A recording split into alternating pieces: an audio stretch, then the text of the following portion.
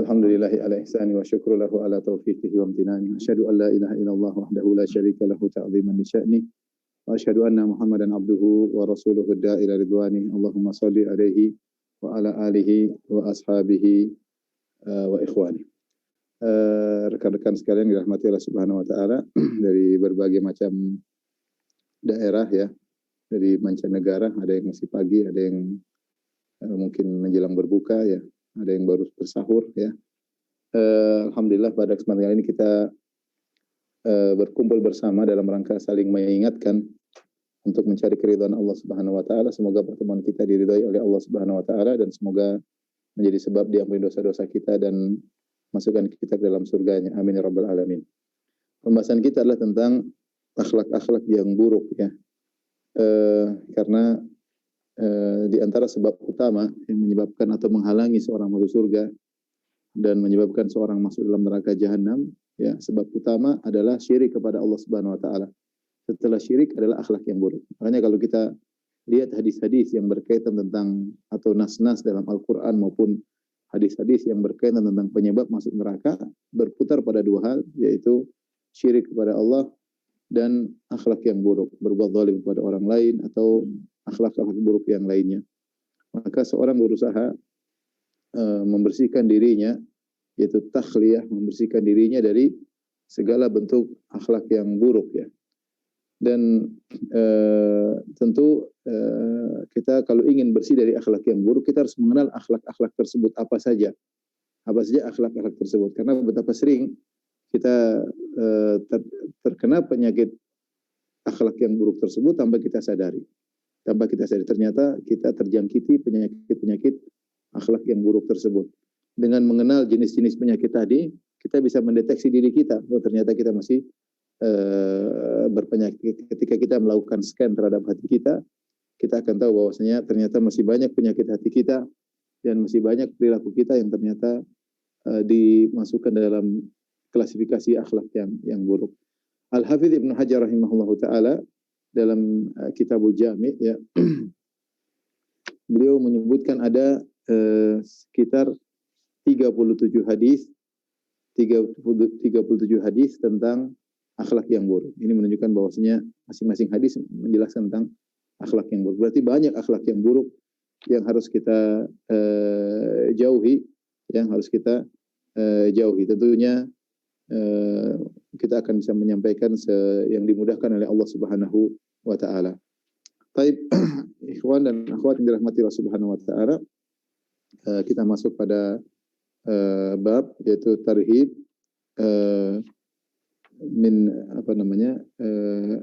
peringatan dari akhlak yang buruk ya. Tarhib min masawi'il akhlak. Demikian judul dalam kitab Bulughul Maram. Tarhib min masawi'il akhlak, yaitu memperingatkan, membuat takut orang terhadap akhlak yang buruk. Karena akhlak yang buruk ini memang pantas untuk kita takuti ya, terutama akhlak yang berkaitan dengan berbuat zalim kepada orang lain. Dan kita tahu kita hidup di zaman sekarang orang mau bicara apa yang dia kehendaki, mau mengucapkan, mengomentari apa yang dia sukai, orang bebas melakukan apa yang dia kehendaki. Baik, hadis yang pertama tentang hasad, tentang bahaya hasad, di mana Imam Ibnu Hajar rahimahullah berkata, an Abi Hurairah radhiyallahu anhu, dari Abu Hurairah radhiyallahu anhu qala, beliau berkata, qala Rasulullah sallallahu alaihi wasallam, Rasulullah SAW bersabda, iyyakum wal hasad, waspadalah kalian, hati-hatilah kalian daripada hasad. Fa innal hasada ya'kulul hasanati kama ta'kulun narul hatab. Sungguhnya hasad itu memakan kebaikan-kebaikan sebagaimana api memakan kayu bakar. Akhrajahu Abu Daud wa Ibnu Majah min hadisi Anasin nahwuhu. Hadis ini diriwayatkan oleh Imam Abu Daud dalam sunannya, dan Ibnu Majah juga meriwayatkan, bukan dari hadis Abu Hurairah tapi dari hadis Anas bin Malik, sehingga menjadi syahid, menjadi penguat. Hadis ini secara sanad dinilai dhaif oleh para ulama, namun secara maknanya benar. Ya, kenapa? Karena Rasulullah SAW mengatakan iyyakum wal hasad, waspadalah kalian daripada hasad. Di antara sebab kita harus waspada, kenapa? Fa innal hasada, fa inna ini menunjukkan ta'lil, sebab kenapa harus waspada dengan hasad. Fa innal hasada ya'kulul hasanat, karena hasad itu memakan kebaikan-kebaikan. Kama ta'kulun narul hatab, sebagaimana api kalau memakan kayu bakar begitu cepat. Bahayanya hasad Rasulullah SAW samakan dengan api yang makan kayu bakar. Kalau kita sudah bakar kayu, maka api itu merembet dengan cepat dan kayu tersebut cepat habis, ya. Kayu ibarat dengan kebaikan dan api ibarat dengan hasad. Sehingga api memakan kayu tersebut tiba-tiba dalam waktu sekejap bisa habis. Demikian juga hasad masuk ke dalam amal kebajikan, kemudian merusak amal kebajikan terus menjadi hilang kebaikan-kebaikan, ya. Makanya Rasulullah SAW dalam hadis yang mengatakan, fa inna su'al khuluq yufsidul amal kama yufsidul khallal asal. Sungguhnya akhlak yang buruk merusak amal soleh sebagaimana cuka merusak madu. Kenapa dikatakan hasad mudah merusak amal? Karena biasanya kalau orang sudah hasad, dia sulit untuk menahannya, sulit. Ini kita bicara tentang kebanyakan manusia, ya. Jarang orang yang hasad kemudian dia pendam, kemudian dia lawan. Kebanyakan hasad, orang yang hasad kemudian dia ungkapkan. Nah, pengungkapan hasad ini biasanya dalam bentuk berbuat zalim. Ini kenyataan. Biasanya pengungkapan ekspresi daripada hasad itu kebanyakannya zalim. Entah dengan menggibah, entah dengan merendahkan, entah dengan menjatuhkan, entah dengan menuduh yang tidak-tidak. Karena dia ingin orang yang dia hasadi tersebut jatuh kedudukannya. Nah, ketika dia hasad, dia ekspresinya dengan mendolim. Inilah sebabnya kenapa disebut hasad memakan kebajikan dengan cepat, karena kalau orang yang hasad biasanya dia zalim. Kalau dia sudah zalim, entah dia ekspresinya dengan lisan, maka dengan kezaliman lisan, atau dia ekspresinya dengan tindakan, dengan sikap, berusaha menjatuhkan, berusaha menggagalkan misalnya, ya. Dan kita tahu kezaliman pada hari kiamat kelak dibayar dengan kebaikan. Ini rahasianya kenapa dibilang hasad mudah membakar kebajikan, ya. Karena kalau kita sudah zalim sama orang, kita bayar kezaliman yang kita lakukan sama dia pada hari kiamat dengan mentransfer kebaikan kita kepada dia. Sehingga kebaikan kita yang begitu banyak langsung habis kita transferkan kepada dia. Waliyadzubillah. Maka seorang benar-benar waspada daripada hasad. Hasad sangat buruk, ya. Tentu ini saya tidak mungkin menyampaikan dengan panjang lebar, ya. Tetapi di antara keburukan hasad, ya, sebenarnya sebelumnya apa itu hasad? Hasad itu sebagaimana perkataan Ibnu Taimiyah rahimahullahu taala, al-bughdhu wal karahatu lima yarahu min husni halil mahsud. Tidak suka atau benci kepada kondisi orang yang dihasati. Jadi Ibnu Taimiyah memberikan definisi hasad yang hampir kita tidak ada yang selamat darinya, ya. Yaitu sekedar tidak suka orang lain dapat kenikmatan, itu sudah hasad. Nggak perlu ngomong, nggak perlu ingin orang itu jadi jatuh, sekedar nggak suka saja itu sudah hasad. Ada orang yang disebut sebagai orang lain, Masya Allah si fulan rajin ibadah, langsung ada kebencian, itulah hasad. Si fulan Masya Allah pengajiannya rame, nggak suka, itu hasad. Si fulan akhlaknya bagus, kita nggak suka, itu hasad. Sekedar nggak suka, itu hasad. Tingkatan lebih tinggi lagi, kita ingin hilang kenikmatan yang dia rasakan tersebut, kita ingin hilang. Tapi Ibnu Taimiyah memberi definisi, sekedar tidak suka saja itu sudah hasad. Makanya Ibnu Taimiyah mengatakan, ma khala jasadun min hasadin. Hampir-hampir tidak ada jasad yang selamat daripada hasad. Lakinnal la'im yubdih wal karim yukhfi. Akan tapi orang yang buruk akan mengekspresikannya dan orang yang baik akan meredamnya dan melawannya, ya. Saya bilang semua kita pernah hasad. Semua kita pernah hasad, ya. Cuma kalau orang baik dia berusaha lawan, bahkan berusaha memuji orang yang dihasati. Justru dia hasad kepada orang, dia angkat orang tersebut untuk dia lawan, dia berjuang melawan hasad tersebut karena iblis, syaitan meniupkan hatinya untuk hasad. Ya, dia berusaha lawan. Adapun kebanyakan orang ketika hasad dia ekspresikan dengan kebencian, dengan merendahkan, dengan menjatuhkan, gembira kalau orang tersebut dalam kesulitan dan yang lainnya. Jadi sekedar benci saja sudah dikatakan hasad. Nah, kita kembali setelah disebutkan definisi hasad, apa keburukan hasad? Keburukan hasad banyak. Hasad adalah bentuk protes terhadap takdir Allah. Seakan-akan Allah kasih dia kenikmatan nggak pas, makanya kita nggak suka. Kita nggak suka, ya. Kemudian di antara keburukan hasad adalah sifatnya iblis. Ya, yang pertama kali dosa dilakukan di langit adalah hasad, dan dosa yang pertama kali dilakukan di atas muka bumi adalah juga hasad. Iblis maksiat kepada Allah, tidak mau sujud kepada Adam karena hasad kepada Adam, dan di bumi Qabil membunuh Habil juga karena hasad.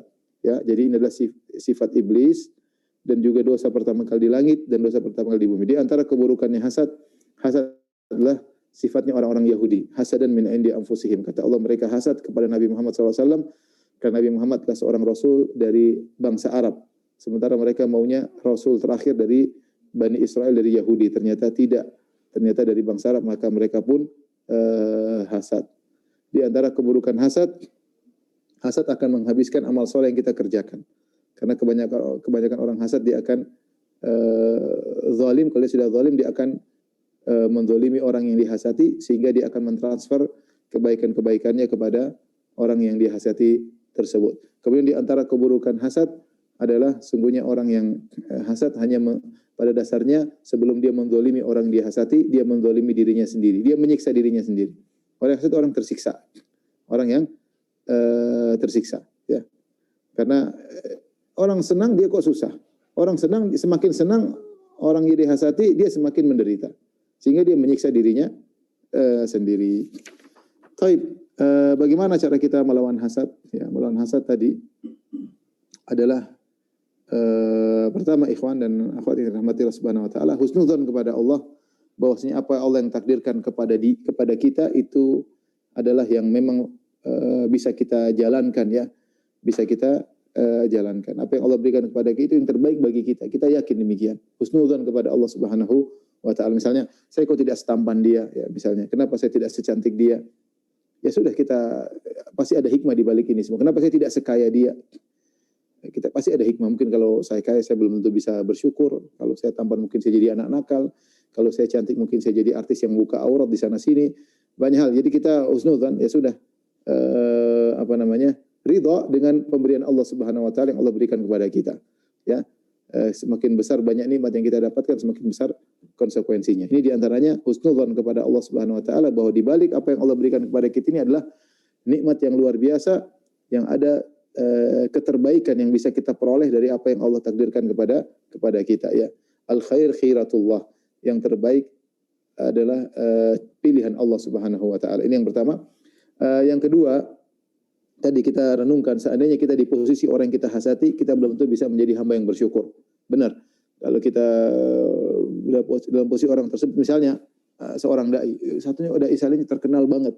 Kalau dia ngisi pengajian yang hadir mungkin ribuan, mungkin yang nonton bisa jadi banyak banget, mungkin ratusan ribu, mungkin stadion bola penuh, dan enggak perlu kita hasad, ya. Tidak mudah kita dalam posisi dia, belum tentu kita bisa ikhlas. Tidak mudah ikhlas, masalah ikhlas nggak gampang. Sebagian orang baru yang hadir misalnya baru ratusan sudah riya, ya, baru sudah ujub dengan berbagai penyakit hati yang menimpanya. Alhamdulillah kita selamat dari hal tersebut. Tidak usah kita berangan-angan pada posisi dia, yang belum tentu kita bisa menghadapi ujian yang dihadapi orang tersebut. Ini contoh, ya, maksudnya kita positive thinking kepada kepada Allah Subhanahu wa taala, dan kita suudzon kepada diri kita. Belum tentu kita mampu menjadi hamba yang bersyukur. Seperti tadi saya katakan, kalau kita misalnya seorang wanita wajahnya pas-pasan, kemudian ada wanita cantik, jangan hasad sama dia. Belum tentu kita bisa hidup tentram dengan kecantikan tersebut. Kejar-kejar laki-laki lah, kemudian banyak tawaran-tawaran lah, karena cantik pingin pamer lah, mungkin sering posting di Facebook atau di medsos karena memamerkan kecantikannya lah. Banyak hal yang semakin banyak kenikmatan, semakin banyak godaan. Ya sama, kalau lihat orang lebih kaya, belum tentu kita bisa mensyukuri nikmat yang Allah berikan kepada kita kalau seandainya kita dapat nikmat seperti dia. Bahkan kalau kita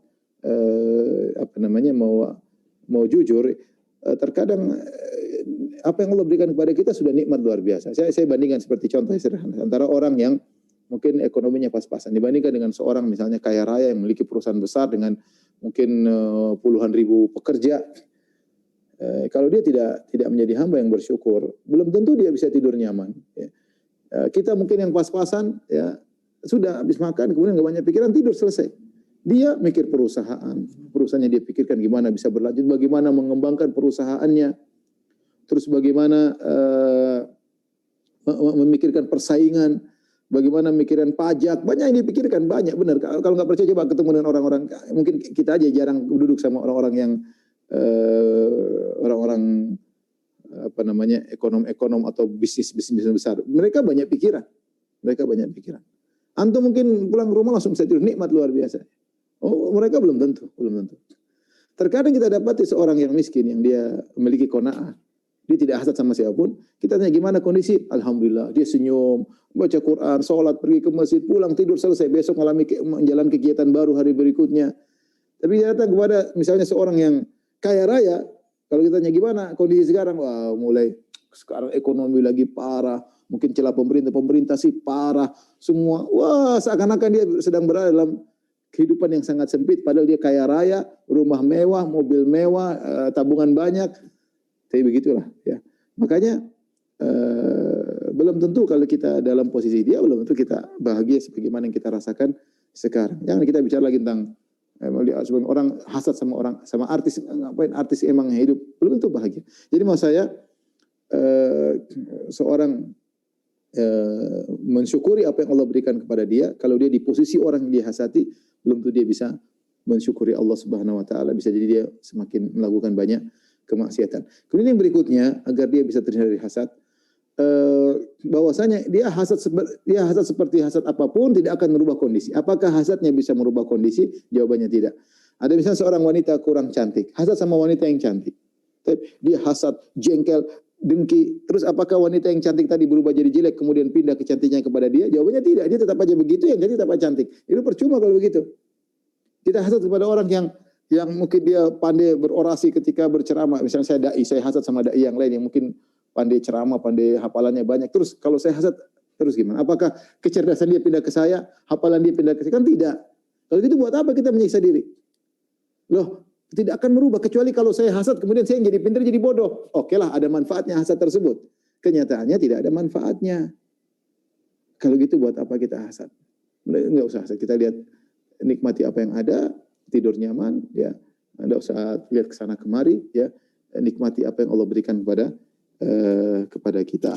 Intinya kalau ada muncul hasad maka harus dilawan. Ini penyakit buruk. Yang pertama, akhlak yang buruk adalah orang yang suka hasad. Yang kedua, ikhwan dan akhwat yang dirahmati Subhanahu wa taala, Al-Imam Ibnu Hajar menyampaikan hadis an Abi Hurairah radhiyallahu taala anhu, anna Rasulullah sallallahu alaihi wasallam Rasulullah sallallahu bersabda, "Laisa syadidu bisur'ah." Bukanlah orang yang hebat adalah yang pandai bergulat, pandai berkelahi. Innamas syadidu alladzi yamliku nafsahu 'indal ghadab. Sungguhnya orang yang hebat, yang kuat adalah yang bisa mengontrol dirinya ketika dia sedang marah. Inilah perkara yang sangat berat. Seorang kebanyakan kalau sudah marah dia tidak bisa mengontrol dirinya. Tidak bisa mengontrol dirinya. Maka naik pitam, nampak mengembang lehernya, kemudian wajahnya merah ya. Mungkin kalau ada asap bisa keluar, akan keluar asap tersebut ya, saking marahnya. Jarang orang bisa mengontrol dirinya ketika sedang marah ya. Bahkan sebagian orang bangga ketika dia temperamental. Saya temperamental, saya mudah marah. Ya, saya sumbu pendek, dia bangga jadi orang suka marah-marah. Maka Nabi jelaskan, bukanlah orang yang hebat yang pandai berkelahi, jagoan dalam perkelahian, pergulatan. Wa innamas syadid, tapi seorang yang hebat sungguhnya adalah yang man yamliku nafsahu indal ghadab, yang bisa mengontrol dirinya ketika dia sedang marah sehingga dia tidak melampiaskannya. Taib ikhwan dan akhwat rahmatillah subhanahu wa ta'ala, bagaimana cara kita meredam kemarahan ya, kalau kita sedang marah ya. Pertama, Rasulullah SAW menyuruh kita kalau sedang marah kita berta'awudz kepada Allah Subhanahu wa taala. A'udzubillahi minasyaitonir rajim ya. Ketika Rasulullah SAW sedang melihat orang sedang marah, Rasulullah SAW berkata, "Inilah alamu kalimatan law qalaha la dhahaba anhu ma yajid." Sungguh aku tahu suatu perkataan kalau dia ucapkan akan hilang kemarahannya. Law qala a'udzubillahi minasyaitonir rajim. Berkata, "A'udzubillahi minasyaitonir rajim." Aku berlindung kepada Engkau Allah dari godaan syaitan yang terkutuk. Karena kemarahan itu dari syaitan. Syaitan tahu titik lemah manusia ya. Ketika sedang di puncak marah, dia mudah dikontrol oleh syaitan. Makanya kalau kita lihat banyak orang praktek tenaga dalam, kapan setannya bisa beraksi, jinnya ketika dia disuruh marah dulu. Saya sering menghadiri orang latihan tenaga dalam, marah dulu, kalau sudah marah baru dikuasai setan. Itu menunjukkan titik lemah seorang manusia ketika sedang marah.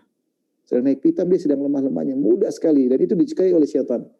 Setan mudah sekali mengontrol dirinya. Dia tidak terkontrol, setan mengontrol dirinya. Demikian juga ketika di puncak-puncak syahwat, setan juga mudah mengontrol dirinya.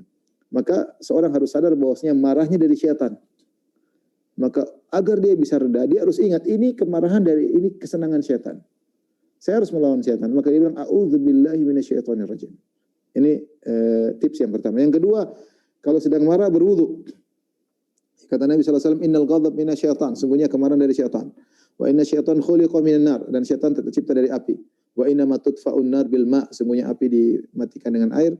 Fa idza ghadiba ahadukum falyatawadda. Jika salah seorang dari kalian marah, maka berwudulah. Berwudu seperti wudu mau salat. Bismillahirrahmanirrahim, berwudu. Ini akan meredakan kemarahan karena syaitan bisa meredakan syaitan.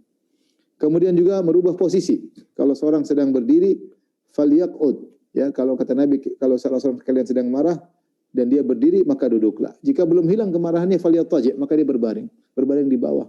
Ingat, dia berasal dari tanah, tidak perlu dia meluapkan emosi, ya. Kemudian juga di antara tips kalau sedang marah, diam, jangan banyak omong. Ini terutama misalnya suami istri. Udah, kalau suami ngerocos, istri diam aja, jangan banyak omong. Udah diam aja, nanti reda sendiri. Ya, sudah istighfar, astagfirullah. Kalau istri lagi nyerocos, sudah suami diam aja. Ya udah, diam aja ya. Udah jangan digubrisi, jangan dibantah ya. Kata Nabi SAW, idza ghadiba ahadukum falyaskut. Jika salah seorang dari kalian sedang marah, maka diamlah. Makanya orang yang qadhi, hakim, kalau dia sedang marah dia tidak boleh memberikan keputusan. Karena kalau dia lagi memberi keputusan sedang kondisi marah, pasti keputusannya tidak sesuai dengan yang seharusnya. Ya. Kemudian di antara hal yang bisa menghilangkan kemarahan adalah yang paling utama adalah mengingat dalil-dalil tentang keutamaan meredam kemarahan. Ternyata orang yang meredam kemarahan adalah ciri penghuni surga. Subhanallah. Kita sering dengar namanya masuk surga itu kalau umroh, kalau haji, sedekah, kalau sholat malam, masuk surga. Ternyata akhlak ini luar biasa. Allah menyebutkan di antara ciri penghuni surga, wal kadhiminal ghaiz, yaitu orang-orang yang meredam amarah. Ya. Bahkan tatkala kemarahan sudah di puncak, dia bisa redam. Ya. Kadhiminal ghaiz itu mau meredam kemarahan di puncak kemarahan. Dia bisa redam kemarahan tersebut, ya. Wal afina anin nas, dan orang-orang yang memaafkan orang lain. Jadi orang yang meredam amarah itu ciri penghuni surga. Allah sebutkan dalam ayat yang lain, wa idza ma ghadibu hum yaghfirun. Di antara ciri penghuni surga orang beriman, kalau mereka marah mereka maafkan. Kalau mereka marah mereka maafkan. Kalau Anda masih belum bisa mudah memaafkan, masih belum mudah meredam kemarahan, berarti iman Anda masih belum hebat, ya. Masih belum hebat. Ya. Apalagi yang kurang, ternyata meredam amarah adalah ciri penghuni surga. Bahkan dalam hadis kata Nabi SAW, man kadzama ghaidhan wa huwa yaqdiru ala an yunafidhahu da'ahu Allahu ala rusul khalaik yaumal qiyamah hatta yukhayyirahu fi ayyil huri sya'a.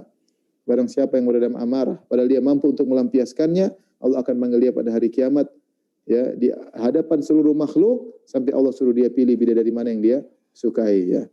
Ini tips kalau kita lagi marah, ingat bidadari. Kita tahan amarah, dapat bidadari yang kita suka. Jadi kalau lagi kita marah sama istri, kita jangan marah, sabar, ya.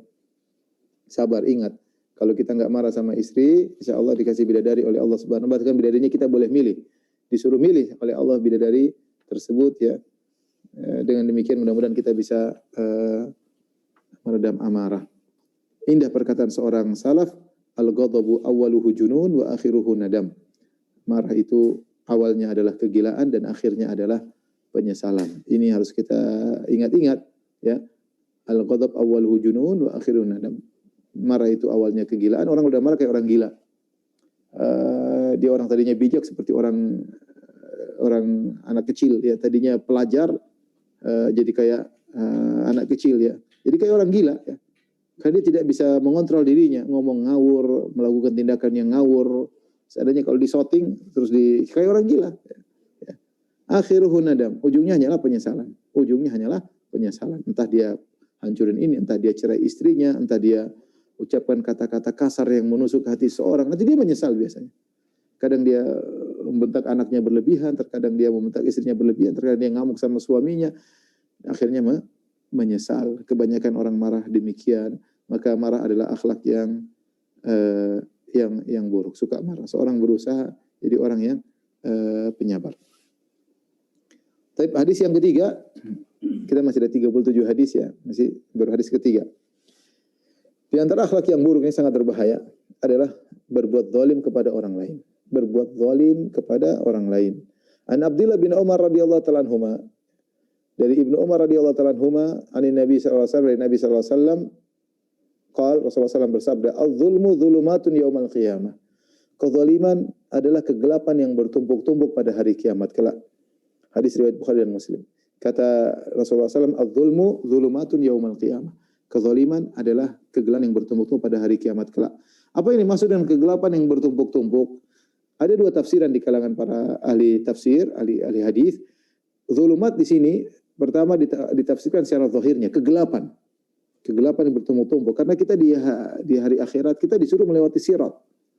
Dan kita melewati sirat kita butuh dengan cahaya. Kalau kita nggak punya cahaya, kita melewati sirat yang sangat tipis, sangat tajam, kita mudah terjungkal karena kita nggak lihat jalan tersebut. Di depan kita kayak apa? Bayangkan sudah lewat jalan yang kecil, di bawahnya jurang, ya. Kanan kirinya ada besi yang mencabik-cabik, kita nggak lihat, binasa. Nah, di antara hal yang buat cahaya kita benar-benar redup, bahkan sangat gelap adalah berbuat zalim kepada orang lain. Waspada. Dan kita sangat butuh dengan cahaya pada hari kiamat kelak. Ya, maka orang yang berbuat zalim, dia akan mengalami kegelapan yang bertumpuk-tumpuk pada hari kiamat yang akan membuat dia binasa, terjerumus dalam neraka jahanam. Tafsiran yang kedua, yang dimaksud dengan kegelapan bertumpuk-tumpuk pada hari kiamat, maksudnya penderitaan yang bertumpuk-tumpuk. Karena terkadang Allah Subhanahu wa taala menyebutkan zulumat, maksudnya adalah kesulitan. Seperti firman Allah Subhanahu wa taala, "Qul man yunajjikum min dzulumatil barri wal bahr." Siapakah yang bisa menyelamatkan kalian dari kegelapan-kegelapan daratan dan lautan? Maksudnya kesulitan-kesulitan yang kalian hadapi di daratan dan lautan, yaitu zulumat. Allah mengungkapkan kesulitan dengan zulumat. Nah, orang yang sering menzalimi orang lain, maka dia akan mengalami tahapan-tahapan di hari kiamat dengan kepayahan. Ya. Dengan kepayahan, dengan penderitaan. Dari sejak dibangkitkan dia akan menderita, di padang mahsyar dia akan menderita, di hisab dia akan menderita, di mizan dia akan menderita, di zulm akan menderita, apalagi di atas sirat dia akan menderita. Yang penderitaan tersebut bertumpuk-tumpuk, bertubi-tubi menyerangnya. Gara-gara dia berbuat zalim kepada orang lain. Makanya ketika Ibnu Umar yang meriwayatkan hadis ini pernah ditanya oleh seorang, dia minta kepada Ibnu Umar, "Naktub fil ilmi kulli." Wahai Ibnu Umar, tuliskanlah kepadaku intisari seluruh ilmu. Intisari ilmu tuliskan kepadaku. Apa yang harus aku jalani sebagai pedoman hidup intisari ilmu? Maka Ibnu Umar mengatakan, "Al-ilmu katsir, ilmu itu banyak. Lakin ini istata'ta." Tetapi kalau kau mampu untuk bertemu dengan Allah, khafifal zahar, khamisal batan, kafal lisan. Tapi kalau kau mampu bertemu dengan Allah dalam kondisi khafifal zahar, yaitu punggungmu ringan, yaitu kau tidak berbuat zalim sama orang lain. Kemudian apa? Khamisal batan, kau tidak makan makanan haram sama sekali. Perutmu kosong dari makanan yang haram. Kafal lisan, kau jaga lisanmu tidak menyakiti orang lain. Faf'al, maka lakukanlah. Ibnu Umar ketika ditanya tentang kesimpulan ilmu, dia bawakan kepada makna, yaitu jangan kau berbuat zalim kepada orang lain di antaranya. Kau bertemu dengan Allah khafifaz zahar. Karena repot kalau kita meninggal dalam kondisi berbuat zalim sama orang lain. Makanya Nabi ingatkan, "Man kanat lahu madlamatun li akhihi falyatahallalhu minhu al-yawm qabla an la yakuna dinar wala dirham." Barang siapa yang punya kezaliman kepada saudaranya, maka minta dihalalkan hari ini. Sebelum datang hari kiamat tidak ada dinar, tidak ada dirham, enggak ada. Kalau kita berbuat zalim, kita bayar dengan kebaikan kita. Kalau tidak cukup, dosa-dosa dia dipikulkan kepada kita. Wal iyadzu billah. Jangan meninggal dalam kondisi berbuat zalim. Makanya kata Imam Syafi'i, bi'saz zat ilal ma'ad udwanul alal ibad. Seburuk-buruk bekal pada hari kiamat kelak adalah berbuat zalim kepada hamba-hamba Allah yang lainnya. Sufyan Ats-Tsauri berkata, la antalqallaha bi sab'ina dzamban fima bainaka wa bainallah ahwanu min antalqahu bi dzambin wahidin fima bainaka wa bainal ibad. Engkau bertemu dengan Allah, bawa 70 dosa antara engkau dengan Allah masih lebih ringan daripada kau bawa dosa satu saja antara kau dengan hamba. Hukum asal Allah dengan kita, hukum asal Allah Ghafurur Rahim. Ya. Asalnya Allah Maha Pengampun lagi Maha Penyayang. Inna rahmati sabaqat ghadabi. Kata Allah, sungguhnya kasih sayangku mendominasi kemarahanku. Hukum asal Allah maafkan. Ya. 70 dosa mudah bagi Allah untuk maafkan. Tapi hukum asal manusia yang kita zalimi, hukum asalnya dia nuntut. Tidak memaafkan. Hukum asalnya dia tidak memaafkan. Bagaimana dia memaafkan? Dia butuh pahala pada hari kiamat kelak. Kalau dia bisa oper dosanya kepada orang lain, dia akan offer. Ya. Dia akan offer.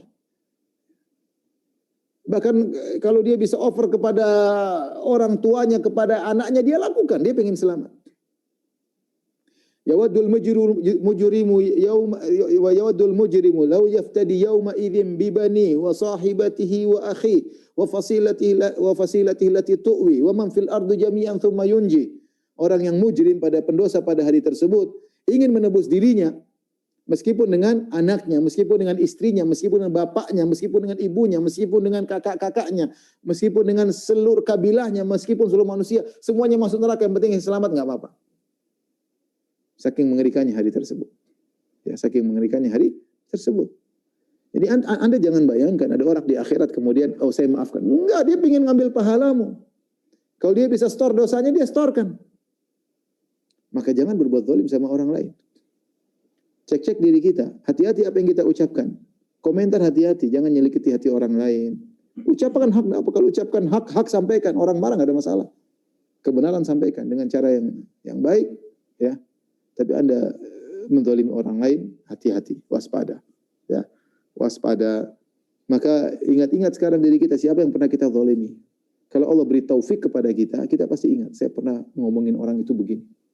Meskipun kita belum tahu, tapi Allah buat kita ingat, itu berarti kebahagiaan Allah buat kita ingat kezaliman yang pernah kita lakukan. Saya pernah ngambil uang orang itu. Ya. Allah buat kita sadar, ingat. Segera selesaikan sebelum mati.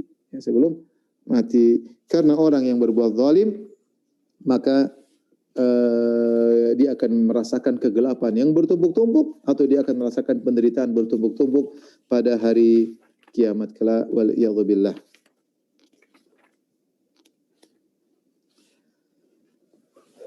Tapi berikutnya, hadis keempat ya. Jadi 37 hadis berarti masih hadis keempat ya. Baik, hadis keempat tentang bahaya sikap pelit ya. An Jabir bin Abdullah radhiyallahu ta'ala anhu, Jabir bin Abdullah, anna Rasulullah sallallahu alaihi wasallam qala, Rasulullah sallallahu bersabda, ittaqu dzulma fa inna dzulma dzulumatun yaumal qiyamah. Waspadalah kalian terhadap kezaliman, jauhilah kezaliman. Sesungguhnya kezaliman adalah kegelapan yang bertumpuk-tumpuk pada hari kiamat kelak. Wattaqus syuhha, waspadalah dari penyakit syuh, fa inna syuhha ahlaka man kana qablakum. Bahwasanya syuh telah membinasakan orang-orang sebelum kalian. Di sini ada namanya asyuh. Allah mengatakan wa may yuqashuha nafsihi fa ulaikumul muflihun. Barang siapa yang diselamatkan dari penyakit syuh, maka dia adalah orang-orang yang beruntung. Apa bedanya asyuh dengan al-bukhl?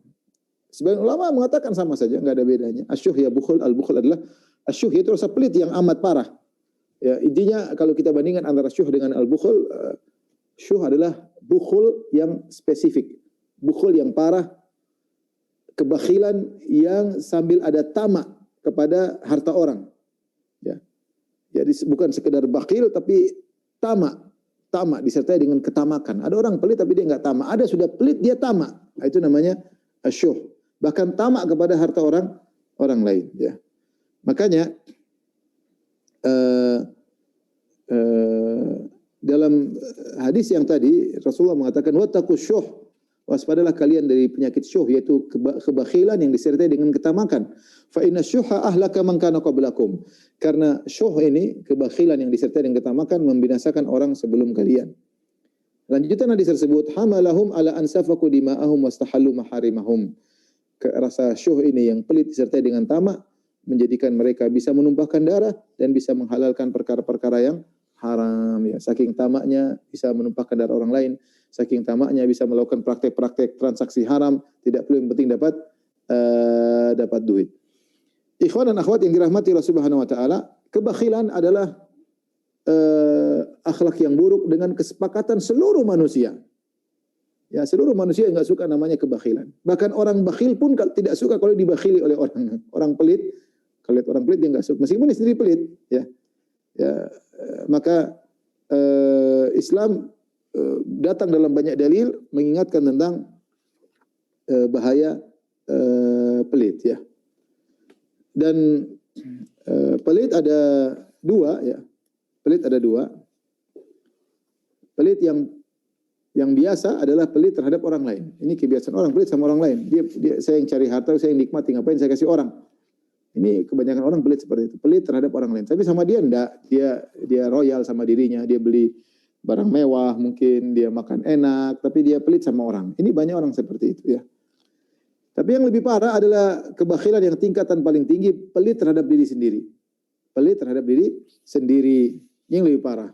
Ya, sampai-sampai dia akhirnya menyusahkan dirinya. Dan akhirnya imbasnya mengenai anak dan istrinya. Ya, saking pelit. Makanya paling menderita kalau istri punya suami pelit. Menderita. Kasihan ibu-ibu yang suaminya pelit, udahlah. Udah banyak-banyak doa saja, kasihan, ya. Anak-anak yang bapaknya pelit, aduh kasihan. Ya, kasihan. Ya, kalau orang tua pelit bagaimana, ya? Semuanya perhitungan. Ya, betapa banyak orang pelit terhadap dirinya sendiri. Ya, sampai-sampai dalam kondisi genting, dia sakit aja, dia mau berobat dengan mahal, dia nggak mau. Bahkan sebagian orang meninggal gara-gara saking pelitnya. Udah penyakit, berobat sana rumah sakit mahal, aduh mahal banget, enggak lah. Padahal kalau dia nggak punya duit wajar, duitnya banyak. Dia mau buang duit untuk berobat, dia rasa berat. Nah, ini berobat pada rumah sakit yang murahan, meninggal dunia. Ya. Ini disebut oleh Al-Ghazali, dia mengatakan, fakam min bakhilin yumsikul mal wa yamrad fala yatadawa. Betapa banyak orang bakhil, punya harta, dia pegang harta, dia sakit, dia tidak berobat. Dia sakit, tidak berobat. Tidak pingin duitnya habis untuk untuk berobat. Bahkan di antara mereka yang hidup dengan menderita, ya. Dikatakan kepada orang yang bakhil, fayakunu aishuhu fid dunya aisyal fuqara. Hidupnya seperti orang fakir, ini yang pelit sama dirinya sendiri. Pelit tingkat tinggi, ya. Pelit level teratas. Wa hisabuhu fil akhirati hisabal aghniya, tapi dia dihisab pada hari kiamat seperti hisabnya orang-orang kaya. Hidupnya seperti orang miskin. Dia itu cari duit banyak supaya hidupnya menghindar dari kemiskinan. Namun setelah uangnya banyak tetap hidup miskin. Semuanya perhitungan. Semuanya perhitungan, ya. Makanya saya tidak lupa ada kisah saya pernah dengar di Idaatul Quran di Arab Saudi, ya. Ceritakan ada seorang meninggal. Kemudian dipanggil ahli warisnya, anak-anaknya terutamanya. Terus dikasih tahu oleh hakim bahwasanya bapak kalian punya harta yang sangat banyak. Maksudnya supaya anaknya senang. Bapak kalian ternyata hartanya begini, simpanannya banyak, gini. Subhanallah. Anak-anaknya ketika mendengar ayahnya hartanya banyak, mereka marah. Hakim jadi heran. Kenapa marah? Kan bukannya senang dapat warisan banyak. Dia bilang ternyata bapak kita selama ini kita kira miskin. Ya. Disimpan hartanya kita nggak tahu, ya. Hidup mereka susah selama ini ternyata. Ya. Ternyata bapaknya memiliki harta yang banyak. Ya. Jadi saya bilang tadi orang kalau udah pelit, yang terkena imbasnya bukan cuma dia saja, anak istrinya juga menderita. Anak istrinya juga menderita, ya. Ya, saking pelitnya, saya pernah dapat teman saya cerita, ya. Ada seorang suami sangat pelit, ya, istrinya naik mobil, terus istrinya kecelakaan. Dia kabarkanlah kepada suaminya, Mas, saya kecelakaan, Mas. Yang ditanya pertama, gimana mobilnya? Bukan gimana kamu. Gimana mobilnya? Selamat atau tidak? Istrinya mati mungkin nggak apa-apa. Saking pelitnya, yang dia pikirkan adalah mobilnya. Orang kalau sudah pelit itu biasanya cepat marah, ya. Sedikit-sedikit perhitungan, ya.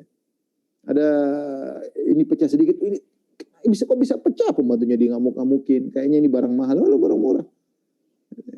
Tinggal beli lagi bisa, ya. Tapi karena terlalu perhitungan. Orang kalau pelit biasanya bawaannya suka marah. Maka seorang jangan pelit kepada dirinya dan juga jangan pelit kepada orang lain. Sungguhnya orang yang pelit tidak mau bersedekah, sungguhnya dia adalah orang yang pelit terhadap dirinya sendiri. Makanya Allah Subhanahu wa taala berfirman, ya, wa may yabkhal fa innama yabkhalu an nafsihi. Kata Allah, barang siapa yang pelit, sungguhnya dia pada dirinya sendiri. Antum nih ada orang miskin, antum enggak kasih, antum enggak bantu dia. Antum pelit sama dia, bukan pelit sama dia, antum pelit sama diri sendiri.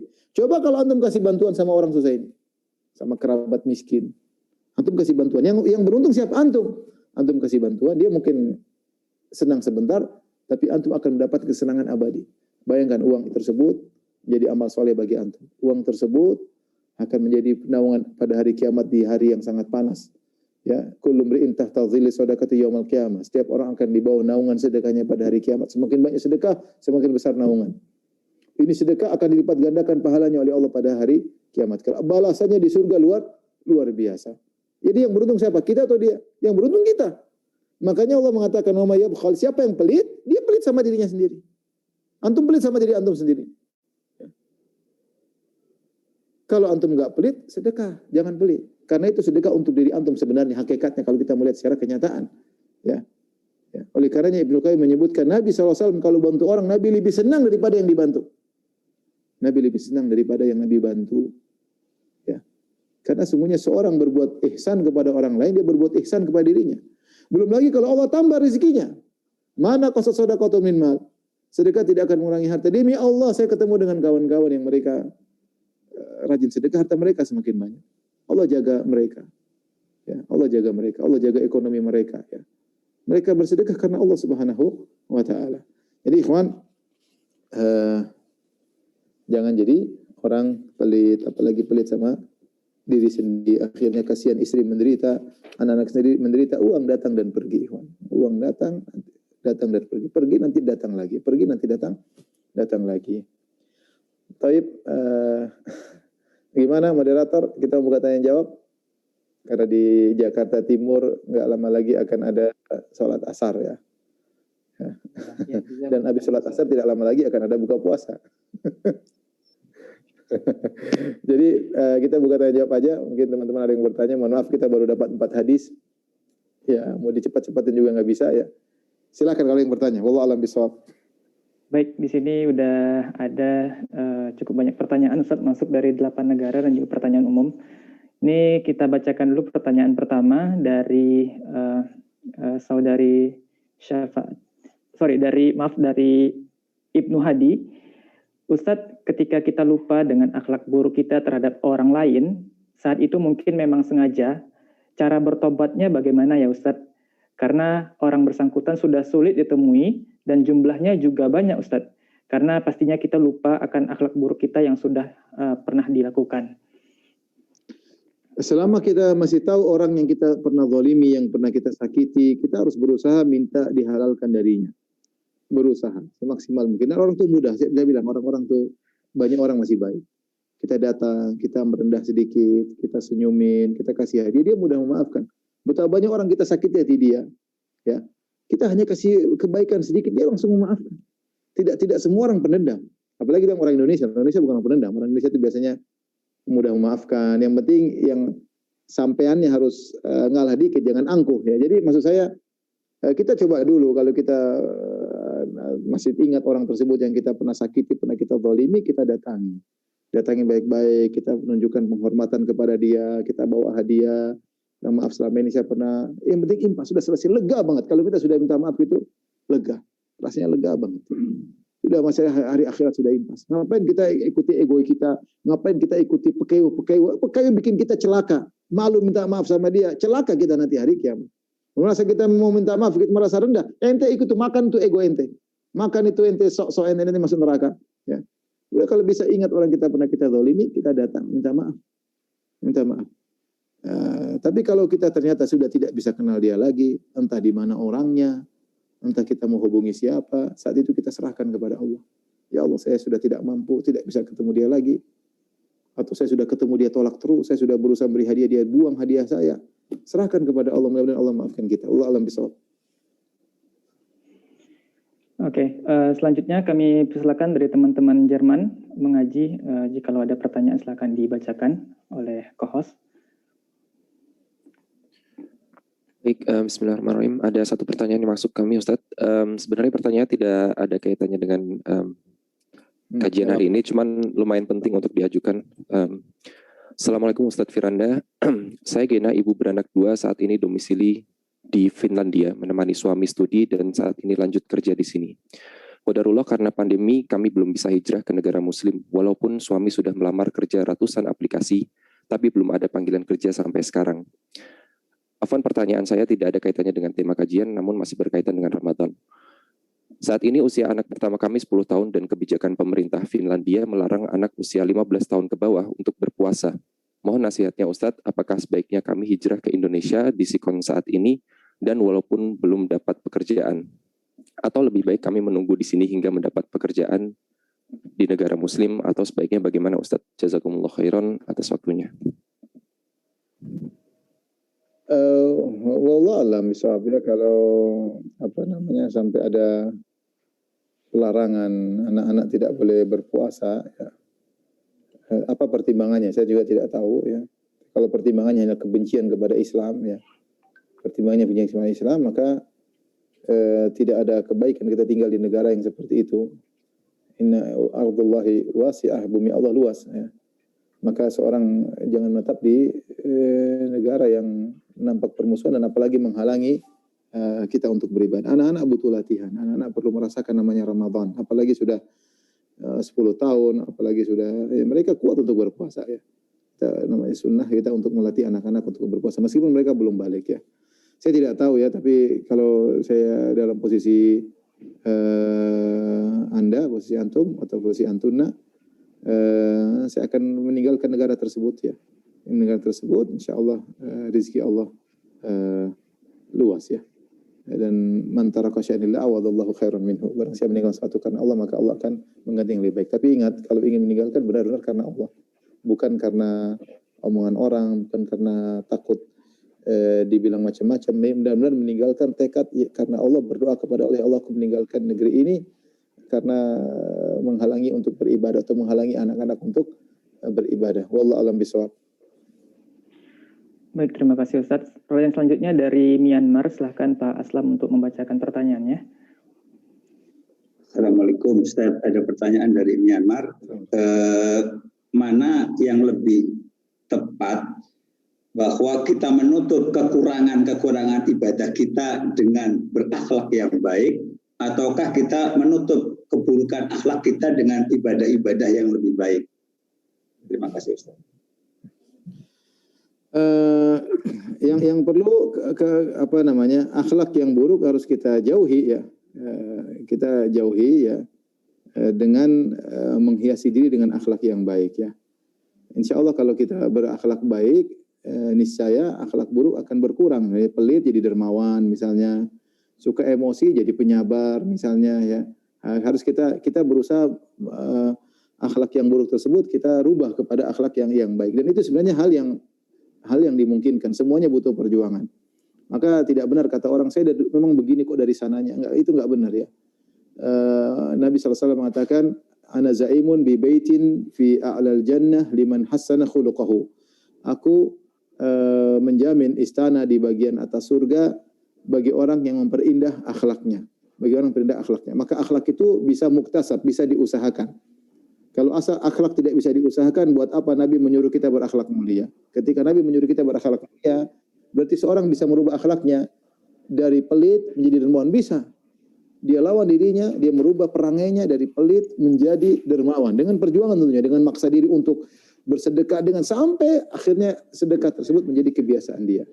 Dari pemarah menjadi penyabar. Bisa. Dengan paksakan dirinya, perlu perjuangan. Semuanya perlu perjuangan ya. Jadi seorang berusaha, karena kalau dibilang tadi kita menutupinya dengan banyak ibadah, kita bilang akhlak mulia itu ibadah. Jangan lupa, akhlak mulia itu ibadah. Bagaimana tidak ibadah tadi? Sebab masuk surga meredam amarah. Luar biasa. Ya. Oleh karenanya, sabar pahalanya luar biasa ya. Tidak marah-marah pahalanya luar biasa. Jadi saya pikir tadi tinggal akhlak yang buruk bukan ditutup, tapi berusaha dirubah. Dikonversi ke akhlak yang baik dengan bertahap tentunya. Tapi harus ada perjuangan, harus ada niat, baru bisa dengan minta petunjuk kepada Allah Subhanahu wa taala ya. Wallahu a'lam bishawab. Oke, pertanyaan selanjutnya ada dari saudara kita di Uni Emirat Arab. Silakan co-host untuk disampaikan. Assalamualaikum. Izin menyampaikan Ustadz, pertanyaan dari Umu Arfan dari Ruwais. Bismillah, mohon izin bertanya Ustadz, bagaimana meredam bisikan sombong dan riya apalagi saat bermajelis. Tiba-tiba muncul perasaan merasa lebih baik dari yang lain. Sudah berusaha untuk selalu beristighfar, tapi perasaan tersebut muncul lagi dan lagi. Jazakallahu khairan. Ketika muncul merasa lebih baik daripada orang lain, ya maka ingat kekurangan kita. Kekurangan kita banyak. Kita ini siapa ya? Kita ibadah masih kurang, baca Quran masih kurang, bahasa Arab nggak bisa, baca kitab gundul belum bisa, masih sok tahu, masih banyak kekurangan kita. Masih banyak kekurangan kita. Saya sering bercanda, saya bilang di Madinah saja anak kecil bisa bahasa Arab tidak sombong ya. Ini belum bisa bahasa Arab sudah merasa tinggi. Nah gimana? Apa yang buat kita tinggi? Apa yang buat kita lebih tinggi daripada orang? Kita ketika kita meringat kekurangan-kekurangan kita, dan pasti banyak. Ya, saya nggak usah bicara antum yang bertanya, saya aja kekurangannya banyak ya. Kekurangannya saya banyak ya. Padahal saya sudah mohon maaf, masih sudah sampai doktor dalam bidang agama, kekurangan saya masih banyak. Ini bukan basa-basi, bukan sok tawadhu, memang banyak kekurangan saya ya. Ya tentu yang lain juga demikian ya. Dan kita masih banyak hal yang belum kita jalankan. Kita belum, hak suami belum kita jalankan dengan baik, hak orang tua kita belum kita jalankan dengan baik, hak anak-anak kita, hak kakak adik kita masih banyak kekurangan. Terus kita merasa lebih baik daripada yang lain, kenapa? Ya. Itu hanya bisikan syaitan yang membuat kita seakan-akan hebat, padahal kita banyak kekurangan. Terus apa dasar kita membuat kita merasa lebih baik daripada orang lain? Bukankah Allah mengatakan inna akramakum indallahi atqakum? Yang paling mulia di sisi Allah yang paling bertakwa. Nah, kita tahu nggak level takwa kita dengan level orang yang kita rendahkan tersebut? Pernah nggak ada alat ukur untuk mengukur level takwa kita dengan level dia? Kita nggak bisa ngukur. Kenapa? Karena kita tidak bisa mengukur amalan hati dia. Gimana kita bisa merasa baik daripada dia? Sementara dia tidak ujub, kita ujub. Sudah rendah kita. Sudah rendah. Ya. Jadi, syaitan kita yang mengatakan kamu lebih baik, kita langsung terkes. Gimana saya merasa lebih baik? Wong saya ujub, dia belum tentu ujub. Orang yang sombong ada yang ujub langsung rendah di hadapan Allah Subhanahu wa taala, langsung jatuh di mata Allah Subhanahu wa taala. Ketika dia merasa tinggi, ketika dia merasa lebih hebat daripada yang lainnya. Jadi perlu perenungan agar kita tidak merasa lebih tinggi. Kita bisa jadi, saya contoh, kita lihat orang sederhana, tapi ternyata dia sabar, ternyata tidak pemarah, ternyata dia sayang sama istrinya, ternyata dia sayang sama anak-anaknya, ternyata dia sering berbakti kepada orang tuanya. Kita lihat dia mungkin penampilannya mungkin jilbabnya biasa-biasa aja. Mungkin baca Al-Quran masih belepotan, tetapi ternyata luar biasa. Berbakti sama orang tua, tunduk sama orang tuanya, berkorban demi orang tuanya. Kita mungkin udah hafal Quran luar biasa, pelit sama orang tua masih perhitungan. Jadi terus apa yang buat kita merasa lebih tinggi daripada orang lain? Ya, apa yang buat kita bisa lebih tinggi daripada orang lain? Kita bangga dengan sedekah kita. Mungkin ada orang kita sedekah banyak, tapi ada orang lain mungkin dia punya uang cuma 100.000, dia sedekahkan 50.000, dia sedekahkan 50% hartanya. Harta kita 1 miliar, 100.000 nggak ada nilainya. Ya. Oleh karenanya jangan pernah kita merasa lebih tinggi daripada orang lain. Ya, karena kita terpedaya, kita baru zahirnya, belum kita amalan hatinya kita lebih tidak tahu lagi. Ya, tidak tahu lagi. Kita bicara tentang orang-orang tua kita dulu yang mungkin tidak belajar agama, tapi sabar mereka luar biasa. Perjuangan mereka ngurusin anak luar biasa. Yang kalau kita bandingkan dengan wanita zaman sekarang, mungkin anak sedikit sudah anak cuekin main HP, anak suruh main HP. Terus gimana kita? Padahal orang-orang tua dulu mungkin nggak ngaji, tapi mereka punya amalan luar biasa yang tidak bisa dibandingkan dengan kita. Jadi sekali lagi tidak perlu kita merasa tinggi di hadapan orang lain. Silakan selanjutnya. Dua pertanyaan lagi ya. Ini dari Oman, kami persilakan Pak Doi untuk membacakan pertanyaan. Assalamualaikum Ustaz. Pertanyaan berikut berkaitan dengan seorang dai yang mendukung bid'ah Ustaz. Assalamualaikum. Apakah rasa tidak suka melihat dai kondang yang sering mendukung bid'ah termasuk hasad Ustaz? Jazakallahu khair. Pertanyaan dari CC dari Itibak Mengaji Ustaz. Tentunya tidak ya. Kemaksiatan kita nggak suka itu wajar. Kita nggak suka kemaksiatan, kita nggak suka bid'ah, kita nggak suka kesyirikan, kita nggak suka ada orang menyuruh kepada kemaksiatan, kita nggak suka orang menyuruh kepada kesyirikan. Itu bukan hasad ya. Bukan hasad. Tapi kita nggak suka dengan kemaksiatan karena Allah Subhanahu wa taala, Allah yang menyuruh kita benci dengan kemaksiatan. Kata Nabi sallallahu alaihi wasallam, "Man ra'a minkum munkaran falyughayyirhu bi yadihi, fa illam yastati' fa bi lisanihi, wa illam yastati' fa bi qalbihi, wa dzalika dhaful iman." Barang siapa yang lihat kemungkaran, maka lingkarilah dengan tangannya, rubahlah, jika tidak mampu maka rubahlah dengan lisannya, kalau tidak mampu dengan hatinya, dan itulah selama-lama iman. Ketidaksukaan terhadap maksiat itu perkara yang baik ya. Makanya Allah di antara doa wa karri ilainal kufra wal fusuqa wal isyan. Ya. Wa karaha ilaikumul kufra wal fusuqa wal isyan ulaika humur rasyidun ya. Di antara sifat orang-orang mulia adalah Allah membuat dia benci. Orang-orang yang Allah membuat dia benci terhadap kemaksiatan, terhadap kekufuran, ya. Dia benci. Itu sifat orang beriman. Orang beriman benci dengan kemaksiatan, senang dengan keimanan. Tapi saya katakan tadi kita harus bijak dalam menghadapi hal tersebut ya. Kita doakan semoga orang-orang yang masih terjerumus dalam bid'ah semoga mereka kembali kepada sunnah. Kita mengingkari perbuatan yang mereka lakukan. Orangnya kita doakan semoga mendapat hidayah ya, dan semoga bisa kembali kepada jalan yang benar. Wallahu a'lam bishawab. Oke, pertanyaan selanjutnya dari Swiss. Kalau nggak ada kami bacakan pertanyaannya, Ustadz. Assalamualaikum, ada pertanyaan, apakah termasuk bagian dari hasad apabila ada terfikir bahwa bacaan imam sholat berbeda tergantung makmum? Misalnya apabila sholat di depan pejabat, sepertinya bacanya lebih indah. Apabila di depan makmum, puasa pejabat. Oke, maaf. Apakah tadi baca di depan pejabat suaranya lebih indah, namun membaca ketika di makmum biasa suaranya biasa aja? Apakah itu termasuk? Maksudnya kita hasad sama imam? Kita hasad sama imam maksudnya? Ya nggak tahu Ustaz. Ini pertanyaannya gini. Apakah? Jadi beliau ini bertanya apakah? Ada Pak Panji mungkin bisa diluruskan Pak Panji. Pak Panji mungkin dari sini bisa jelaskan maksudnya. Assalamualaikum Ustaz. Ya. Waalaikumsalam. Iya, pertanyaannya demikian. Sepertinya hasadnya terhadap imam ya Ustaz. Jadi bacaan imam itu berbeda-beda apabila dia makmumnya itu orang biasa bukan pejabat, bacaannya yang pendek-pendek atau cepat gitu. Tapi begitu makmumnya itu ada seorang pejabat atau orang yang dihormati, bacaannya tuh indah. Sebenarnya dia hasad bukan sama imam, hasadnya sama pejabat. Nah, karena disikapi beda oleh sang imam. Dia jengkel sama imam, jadi bukan hasad. Ya, jadi bahasanya sebenarnya itu bukan hasad, itu jengkel. Itu jengkel. Kalau hasad itu kan kita pingin nggak memiliki apa yang dia miliki. Misalnya saya juga imam, kok dia yang dipanggil sama pejabat, saya imam saya nggak pernah dipanggil. Itu baru saya katakan saya hasad. Tapi ini bukan hasad, tapi jengkel. Kenapa kalau saya di makmum kok bacanya nggak enak? Kenapa kalau pejabat itu baru berarti bukan hasad tapi apa? Jengkel. Sampaikan aja sama imam tersebut, Pak Imam, kenapa kalau saya jadi makmum? Nah, mungkin dia punya alasan. Kita jangan dulu seudon, tanya dulu. Kenapa? Mungkin dipesan sama Pak pejabat suruh bacanya panjang, bisa jadi. Kita tidak tahu. Mungkin dia karena kita orang awam, dia baca cepat supaya sholatnya ringan. Kita jangan dulu seudon.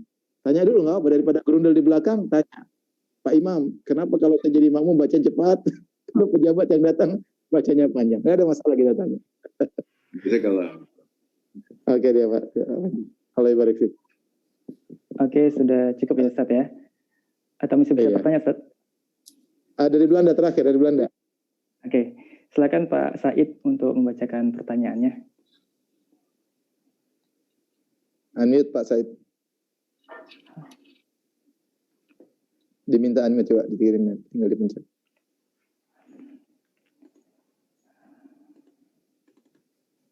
Oke Pak Said. Oke.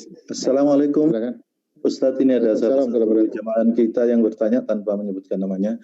Jika kita mempunyai saudara kandung yang mempunyai hasad dengan kita, tapi kita sudah berusaha semaksimal mungkin tidak membalas dengan hasad dan sudah bermaaf-maafan, tapi saudara saya ini selalu berusaha mengusik kehidupan saya dengan hal-hal menjelekkan kita dan lain-lain.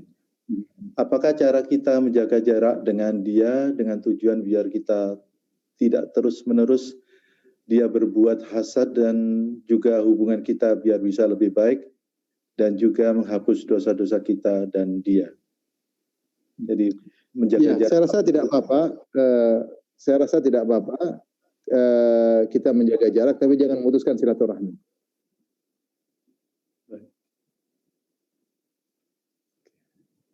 Jazakumullah khair Ustaz. Makanya Allah sebutkan kisah seperti kisah Qabil dan Habil. Yang dengki adalah saudara kandungnya. Allah sebutkan kisah Yusuf dan saudara-saudaranya yang dengki kepada Yusuf, kakak-kakaknya. Sampai bukan sekedar dengki, bahkan action dengan melemparkan Yusuf dalam sumur, dipisahkan dari orang tuanya. Ya, ini contoh sebagai pelajaran bagi kita. Demikian juga bagaimana Nabi Muhammad SAW didengki oleh orang-orang sukunya, sama-sama Quraisy. Yang musuh Nabi adalah orang-orang Quraisy. Dan itu adalah perkara yang menyakitkan. Tetapi tadi kita punya kewajiban menyambung silaturahmi, dan di antara penyambung silaturahmi yang terbaik adalah orang yang menyambung, man qata'aha, yang memutuskan silaturahmi dia sambung. Ya, man al-wakinul wasil idza quti'at rahimuhu wasalaha. Adapun penyambung silaturahmi sejati adalah saudaranya memutuskan, dia tetap berusaha sambung. Ini penyambung silaturahmi sejati, ini pahalanya sangat besar. Kita tahu silaturahmi pahalanya besar. Maka saya bilang jangan, kalau memang dia merasa mendapatkan mudarat, jangan putuskan total, tapi jaga jarak, tapi terus berbuat baik. Berbuat baik bisa tanpa harus bertemu. Kirim makanan, anak-anaknya dikasih uang misalnya, nggak ada masalah. Kapan ucapkan kiriman kartu apa, kayak Ramadan, kayak kartu Lebaran, kayak. Tapi jaga jarak boleh, tapi jangan terputus, dan tetap berbuat baik meskipun dalam kondisi jaga jarak tersebut. Ini yang saya sarankan, dan jalani. Itu berarti, maksud saya apa ya? Maksud saya itu ladang pahala bagi kita. Memang kita agak terganggu, tapi ladang pahalanya besar. Kita sabar menghadapi keluarga kita yang seperti itu. Wallahu a'lam bishawab. Ini kawan-kawan, rekan-rekan dari berbagai negara ya. Qadarullah, sebentar lagi azan asar di Ceger, Jakarta Timur. Oleh karena saya minta maaf ya, semoga pertemuan kita bisa lanjutkan pada kesempatan yang lain. Kurang lebih saya mohon maaf. Semoga Allah menganugerahkan kepada kita akhlak yang mulia dan dijauhkan dari akhlak yang buruk. Wabillahi taufiq wal hidayah. Assalamualaikum warahmatullahi wabarakatuh. Waalaikumsalam warahmatullahi wabarakatuh. Assalamualaikum warahmatullahi wabarakatuh. Ustaz, barakallahu fiik.